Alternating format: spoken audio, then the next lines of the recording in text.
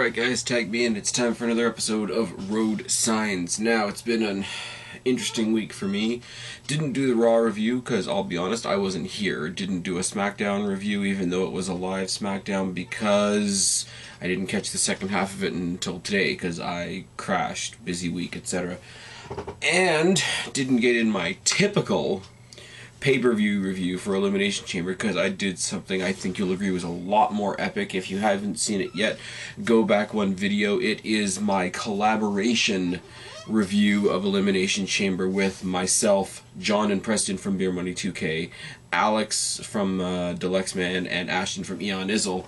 And we managed to turn the Elimination Chamber into an hour and change conversation. I think I'd have to go double check the time, but whatever. It's a hell of a ramble. Go check it out. Thanks those guys for joining me on a review. It was a lot of fun. Hopefully we will do it again. Now, I had to do a Road Signs episode this week because this week pretty much, even though we're 5-6 weeks out, this week set the table for WrestleMania, didn't it? A lot of things I liked, a lot of things I didn't like, a lot of directions we're going are interesting, and some of the stuff that, all the stuff that we knew was coming came, and we didn't get any big, gigantic, ridiculous swerves, which is great, because WWE's been swerving us a lot recently, to the point where I thought they were on a mission to piss us off. But no, straight up, a lot of the stuff that we thought we were getting, we are getting, which is great, because even though we never had it announced, if we were so sure we were getting it, we already preemptively are looking forward to it, aren't we?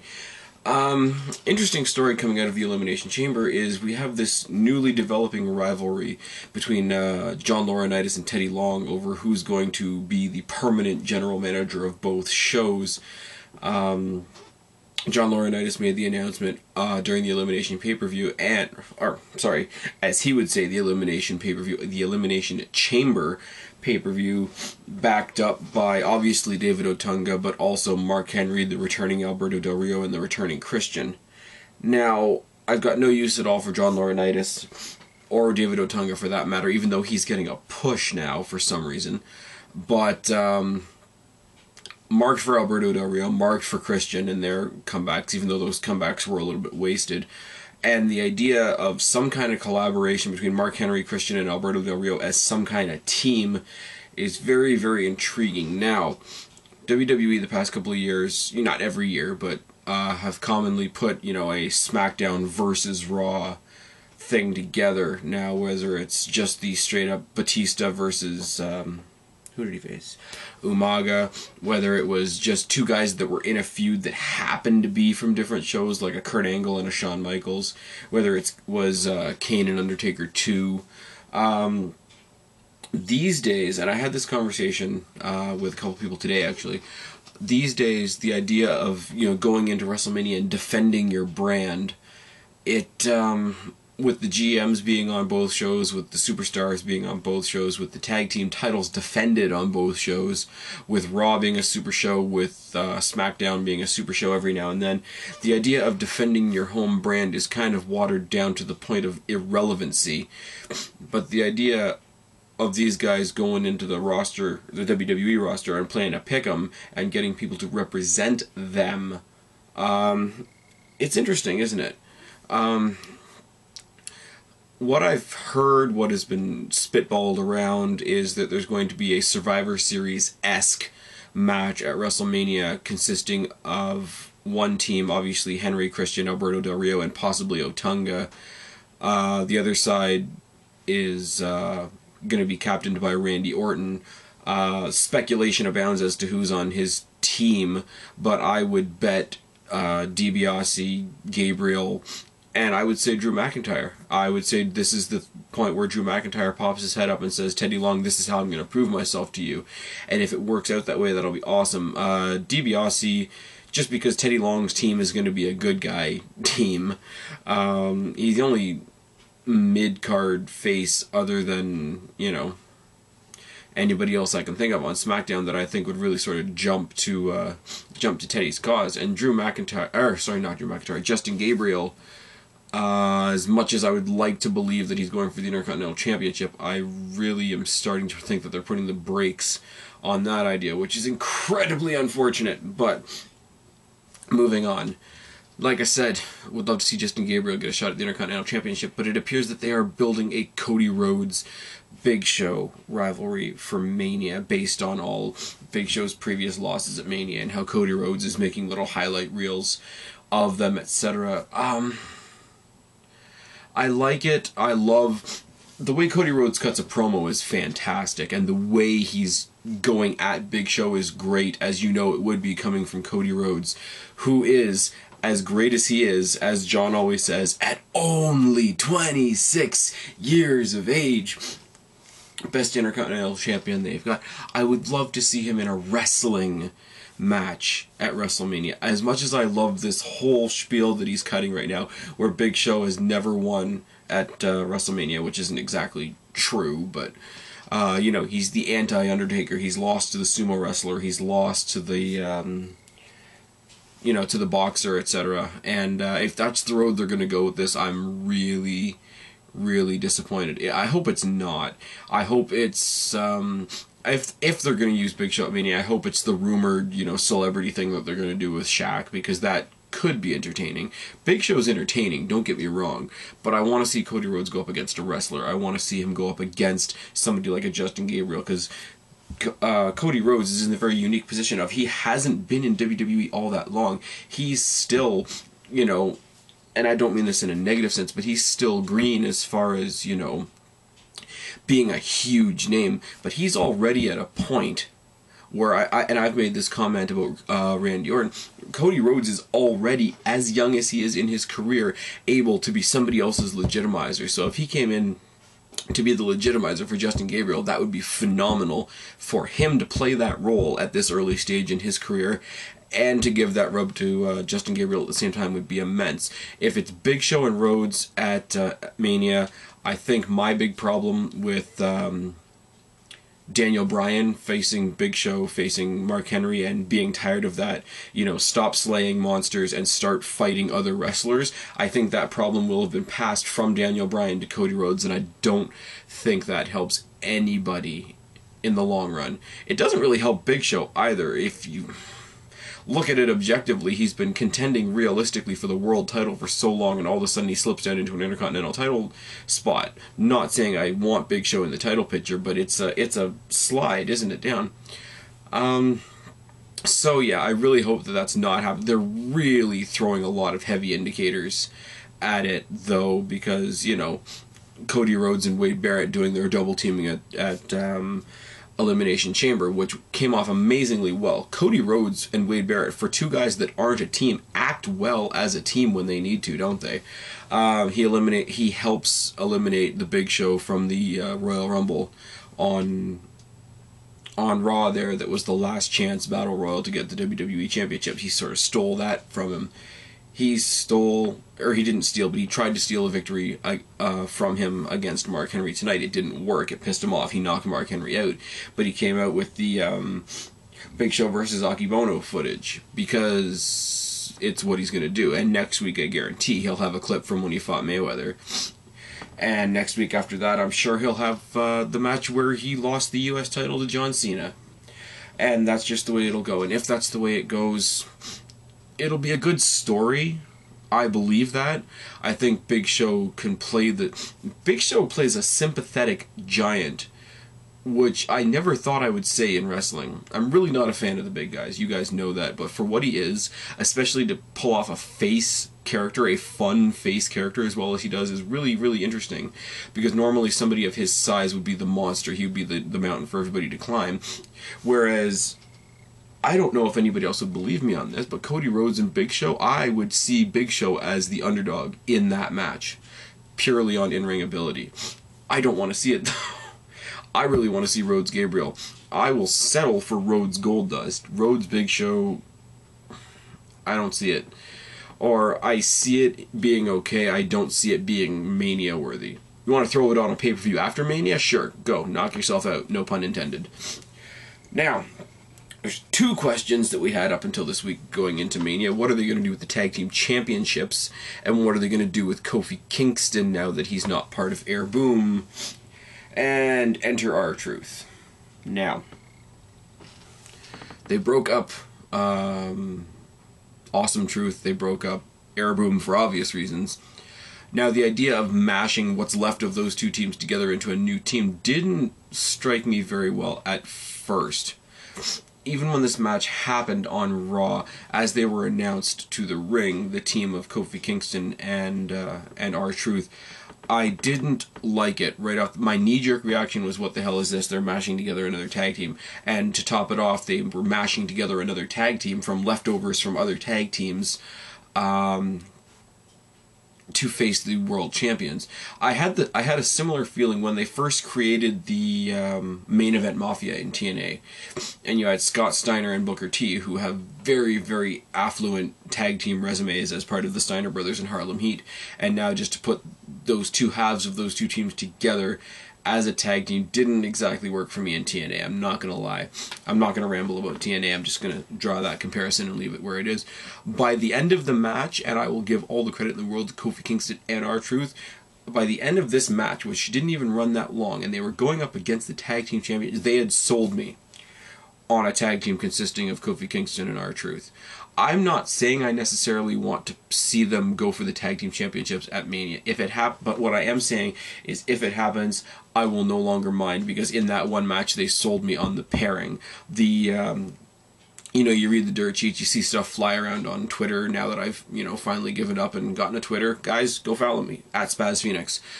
But, the name Little Jimmy in Paradise is already, going around there, whatever. I wouldn't mind seeing this as a match at a pay-per-view. I wouldn't even mind it at Mania, because the focus isn't going to be on the tag team division no matter what.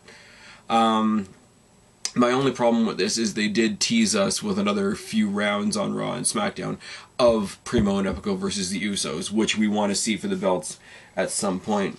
My problem with that being is they're the only two real teams in the WWE, so if you let them finally go at it for the belts and one team wins, one team loses, then what? You've still got the same problem of having only one legitimate team that they could defend against, and it would be a rematch.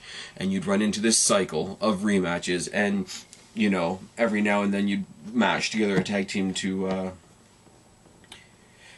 contend against them, just so that people don't forget that they are still the tag team champions. But if you had a third team in this, if you have each team sort of Epico and Primo versus Little Jimmy in Paradise, Little Jimmy in Paradise takes on the Usos, Usos take on Epico and Primo, and they sort of bicker 2-on-2, and then it's finally announced at WrestleMania that, say, there's a triple threat match.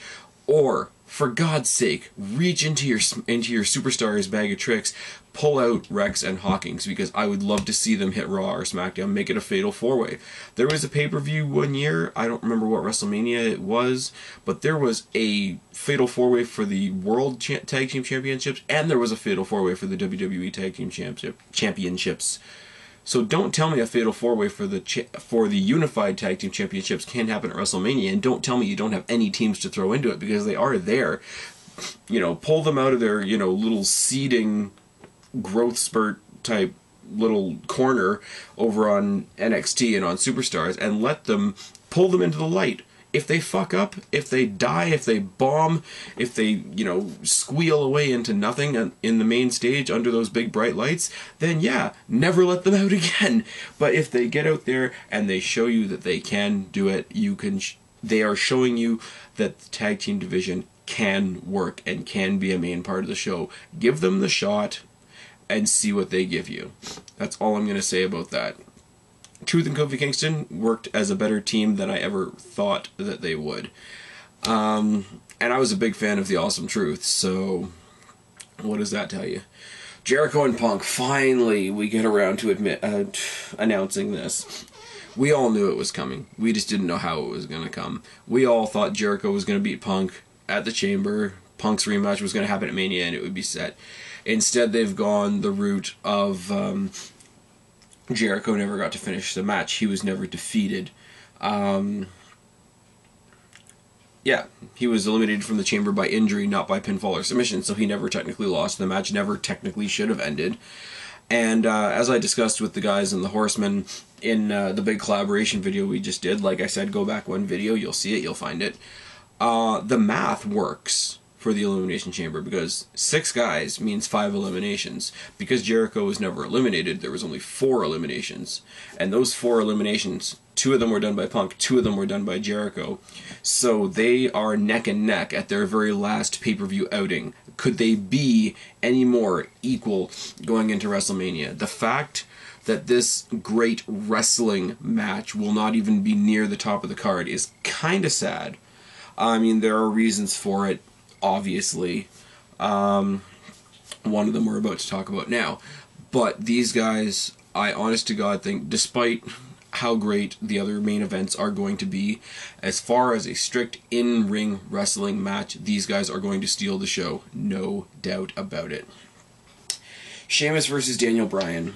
I said the last match is going to be a great wrestling match. This is going to be a great hybrid match. And I'm not putting down Sheamus as a wrestler, but this is going to be the classic wrestler versus brawler match. Sheamus is booked like a beast right now. He's over there on SmackDown being the Irish John Cena, and it works for him, and it's awesome.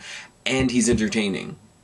So that works against Daniel Bryan, who we know is so great, and probably, if there was any justice in the world, would never need to cheat ever in the world. But he's this great wrestler guy who's grown this great heel character shell, who's playing the chicken shit heel. And as I've said to the Lex Man several times, because he's a huge Daniel Bryan fan, he has perfected the art of the escape. And I want to get that trending on Twitter. Just hashtag art of the escape anytime you're talking about Daniel Bryan, and we'll see if we can get that trending. But that's another story for another time. Sheamus versus Daniel Bryan. What do I want to say here? We got the 2 World Championship matches, and history has shown us that at least one title changes hands, and at least one title stays where it's at. But it also tells us that one heel and one face wins at every WrestleMania. So we're either going to get Jericho and Sheamus, or we're going to get Punk and Bryan. So either both champions retain, or both champions lose. I don't see Punk losing. So ultimately, even though Sheamus won the Royal Rumble and it should be his show, I see Bryan retaining here right now. Whatever else is going to happen in the next 5 weeks might change my mind. Initially, I'm saying Punk and Bryan to retain. Punk and Bryan retained against 5 guys each at Elimination Chamber, so to say that they lose to one is kind of disproportionate in my eyes, but, you know, WWE's never been one for the total logic, and they never know, or we never know what they are going to do. Taker versus Triple H.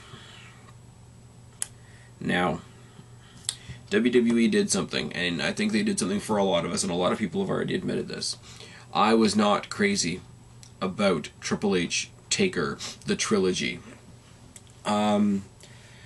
And I even mentioned to other people, I don't know whether it made it into anybody's videos, but I mentioned to several people the paradox of this is I was immensely looking forward to the build for this match, because they always tell a great story. There's always a very unique and epic story surrounding The Undertaker going into Mania. And the sad part about it is I was looking forward to seeing that story unfold more than I was looking forward to the match. And that's really, really bad, isn't it? And that's because there is another paradox around the streak. And it's something that needs to be said, and it's something that we all kind of tiptoe around. But the streak isn't about winning and losing. The streak is, you know, who's Undertaker going to beat this year, more or less. And it's more about saying who gets that time with The Undertaker in the ring at WrestleMania. Now, they can throw in jobbers, and people, oh, okay, people are beeping me, that's awesome, I'm doing a video, fuck off. They can throw in jobbers, and people will get pissed, because, oh, what have they done to deserve a match with The Undertaker, da-da-da-da. Or they can throw in, like, legends, and guys that have very, very dynamic careers, like a Shawn Michaels, and it's like, oh, well, why would you throw him in there? Why doesn't he need it?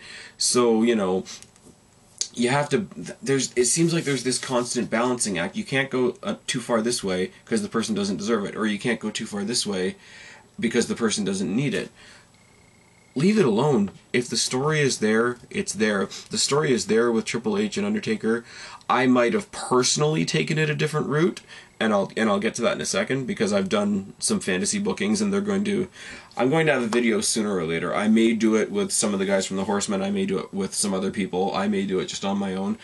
There's a video coming up with a bunch of cool booking stories that I've come up with, and it's basically going to be called something like All the Cool Things That WWE Will Never Do. But the story is there with Triple H and Undertaker. Whether I want to admit it or not, whether I'm looking forward to the match or not, the story is there. And the balance of, does he deserve it? Does he need it? Like, where do you find that? Like, the only other people that I would really want to see face the Undertaker would be Jericho, Punk, Orton, Barrett, Sheamus, or Daniel Bryan. And they all have matches at WrestleMania already. A guy like Daniel Bryan, if he wasn't the champion, would be great to go against The Undertaker. A guy like CM Punk, if he didn't have a championship match already, would be great to go against The Undertaker. The rising stars like the Wade Barretts and the Sheamus. Wade Barrett, I'm pretty sure he's going to be doing something with Orton, but everybody disagrees with me, so whatever. And Sheamus has his Rumble shot, which is fine and whatever, but I would like to see Sheamus versus Undertaker sometime along the way. But all those guys, and a Cody Rhodes, maybe, if the Intercontinental Championship wasn't a factor.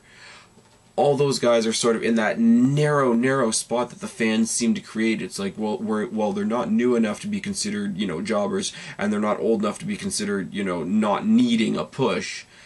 It's really, really unfair, isn't it, for the fans and their expectations and all the parameters that the fans, who have nothing to do with the actual rating of WWE, seem to want to put on the WWE. Why don't you just put in two guys that are going to that are going to have a great match? Do it. And that those factors of, well, why does he deserve to be with the Undertaker, or why does he need that push, or whatever. Go in there, tell a great story. And when the bell rings, 9.99999 times out of 10, Undertaker is going to get his hand raised anyway. So, you talk about what they need, what they want, what they deserve, whatever. It's Undertaker's show at the end of the day. WrestleMania, with the absence of Shawn Michaels, WrestleMania is unequivocally Undertaker's show now. So it really, all these little things, all these little criterias that some of the people here in the YWC want an Undertaker opponent to fill, I don't think they're always appropriate. Now, the one thing I will say, and this is where I'm going to get shit on by the entire YWC community, and I'm pretty sure of it. And I know the ones that are going to drop the comments down there below and tell me that I'm talking out of my ass and whatever. Although it's not the popular thing right now, I have a tremendous amount of respect for Triple H. Always have, even when he wasn't as great as he is now, even when he was, the Greenwich Snob, even when he was having his initial rivalries with, Mankind in the old Blue Cage, and everything from there till now, all the criticism that he's gotten over the years, all the, oh man, he married into money, he married into running the company, he pulls so much politics and this and that, whatever. He wouldn't have gotten as far as he is now, politics or not, if he wasn't fucking amazing in the ring. Tremendous amount of respect for Triple H. Tremendous, unmeasurable amount of respect for The Undertaker. Undertaker is the encapsulation of the WWE. When Undertaker retires, WWE is like 99% over. And I don't mean that as in they are not going to go on, but there's so much WWE that's encapsulated in The Undertaker, it's unbelievable. If you don't believe me, look at a fan like Jamie Loves Taker. That's all I really have to say. Also, John from Beer Money 2K put out an excellent reflection, dedication, whatever you want to call it, to The Undertaker on the Beer Money 2K channel. I'm going to stick a link in the bottom of the description box, text, whatever thing they call it down there. You guys all need to listen to it. I've said it before, I'll say it again. One of the most passionate people about wrestling in the YWC that I have ever had the fortune of meeting, talking to, listening to, watching, etc. And B, it's just there, and you need to see it.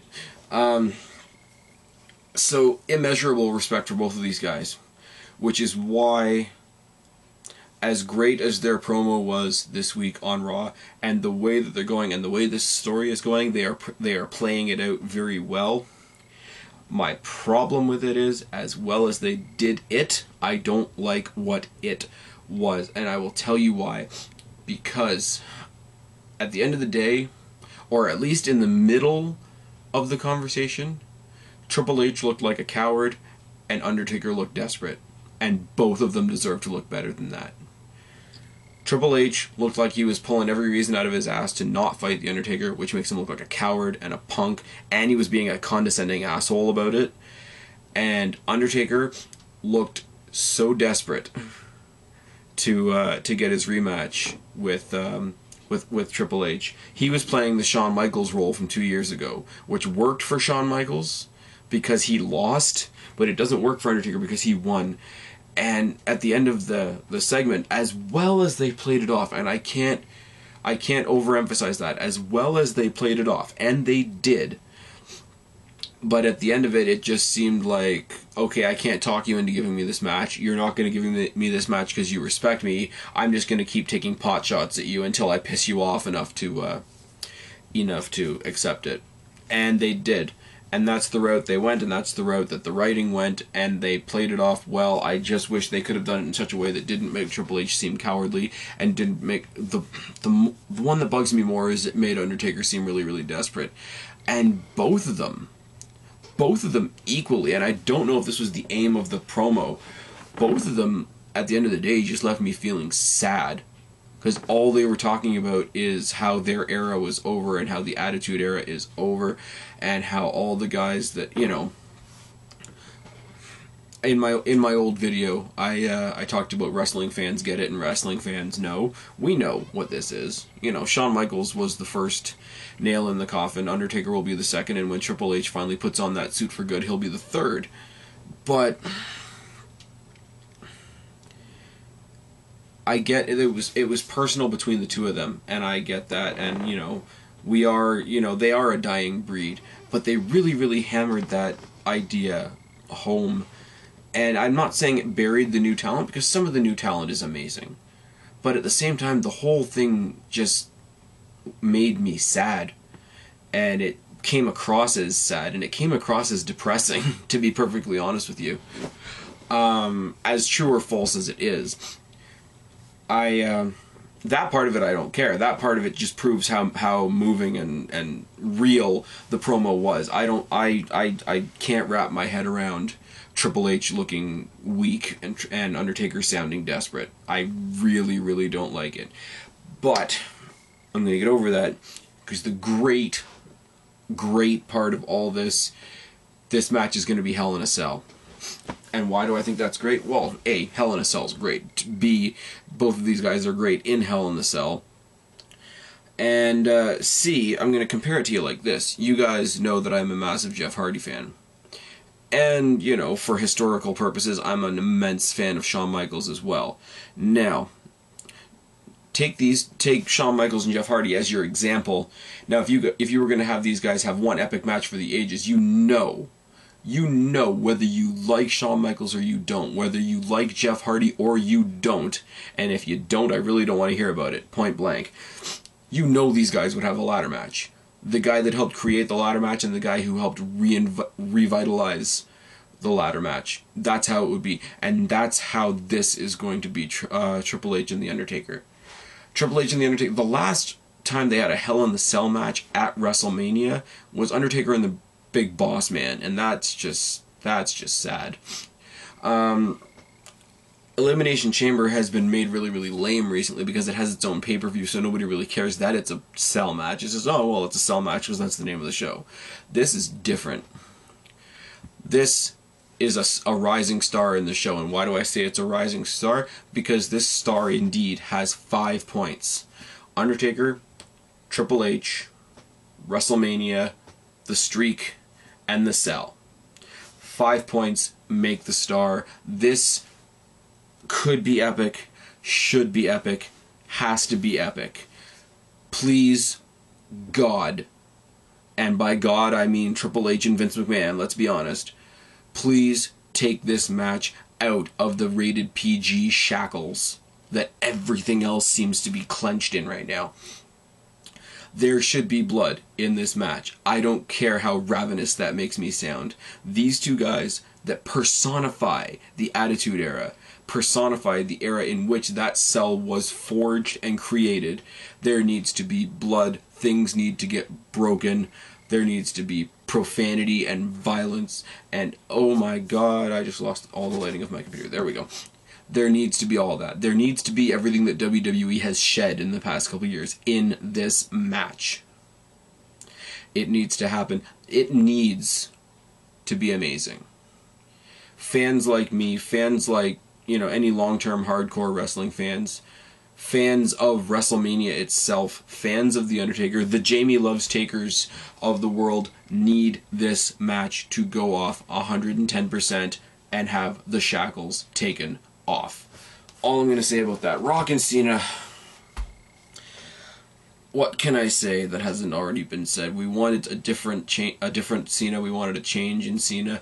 And oh my god, we got it. The old Cena is back. Did you see what he did on Raw? Yeah, I saw what he did on Raw. And let me tell you a couple of things. Adding a couple little extra bits of profanity into your shtick there, because WWE puts you above everybody else and doesn't make you exist within the PG shackle, within that PG bubble, lets you step outside of it because they want you to stand out, because you are the bread and butter, you are the face of the company, even though you can't do jack fuck all when you are in the ring. When you can't do jack fuck all on the mic, you can't do jack fuck all on my television screen at all. John Cena the man, John Cena the human being, I respect the hell out of you for what you do outside the ring. You do all your charity shit, you do your Make-A-Wish. I hear now you're on your third 100 wishes granted with Make-A-Wish. That's fucking fantastic.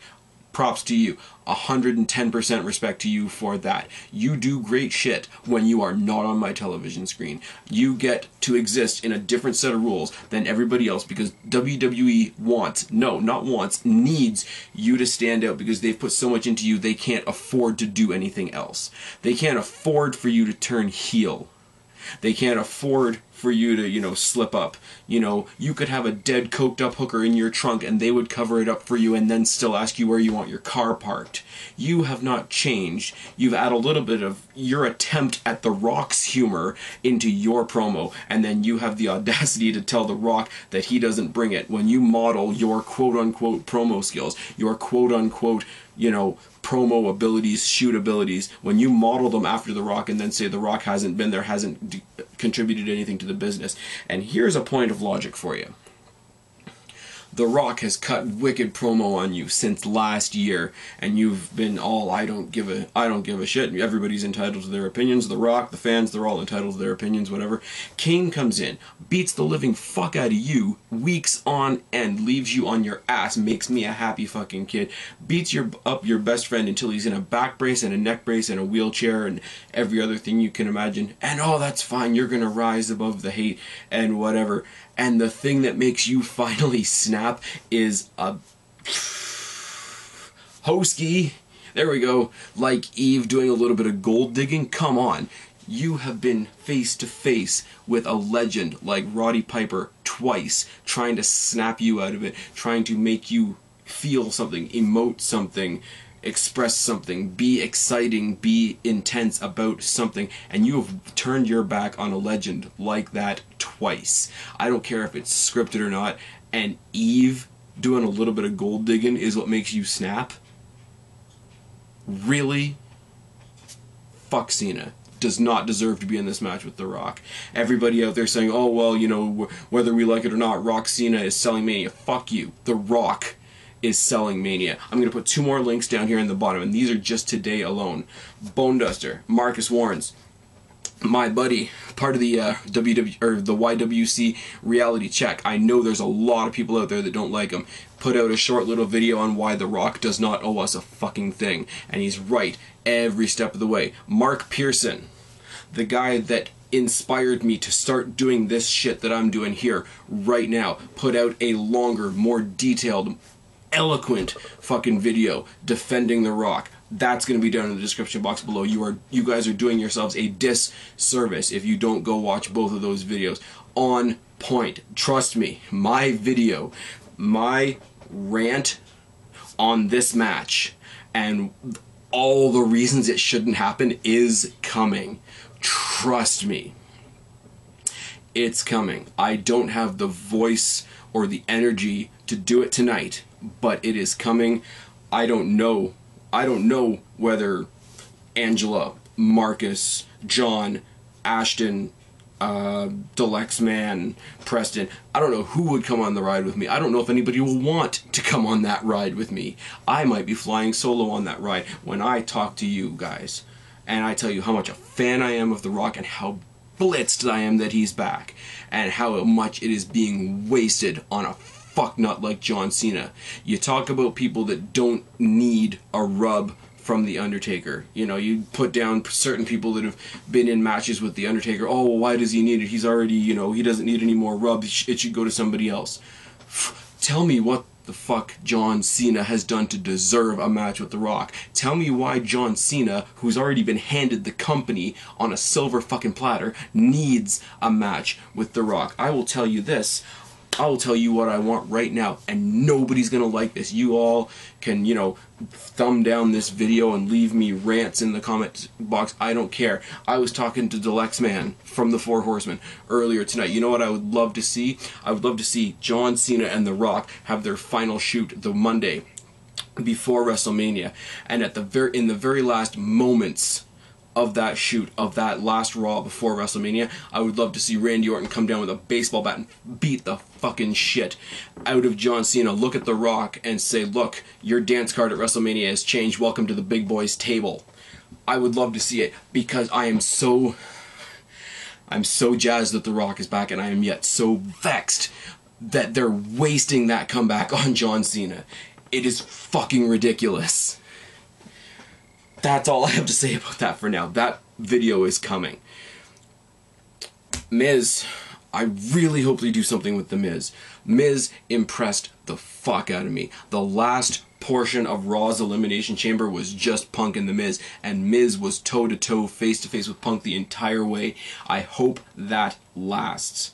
I really, really do. Dolph Ziggler, last guy I'm going to talk about before I end this video, because it's gone on longer than a half hour now, and I thought this was going to be a short video. Ziggler doesn't really have anywhere to go right now. I really hope there's a Money in the Bank match. I really, really do. If they don't have Money in the Bank, there's also the rumors of him getting into some kind of storyline with Mick Foley, which could also be awesome. He could get the same kind of hardcore rub from Mick Foley that Edge got a couple years ago. If anybody remembers the classic hardcore match, Edge versus Mick Foley, when Lita was there and Lita took the barbed wire mandible claw and all that sort of thing. That match, one of my favorite matches of all time. Dolph Ziggler, the bump machine, the selling machine, the psychology machine that Dolph Ziggler is right now, that John Cena should sit down with a pen and take notes from, needs to have a prominent spot at WrestleMania this year. Money in the Bank, he better be in it and he better win it. Mick Foley, he better do something amazing, something hardcore once again for one night. Those PG shackles need to come off. For now, I'm done. For now, this is all I have to say. This has been Road Signs episode, I'm not quite sure, to be perfectly honest with you. But, regardless of what episode this is, I've been Spaz, your YWC Reality Check. Subscribe up there, talk down there, start a conversation, let me know what you think, even if you're cutting my head off. Keep the conversation going, and I will talk to all you guys later. I'm tagging out. Bye.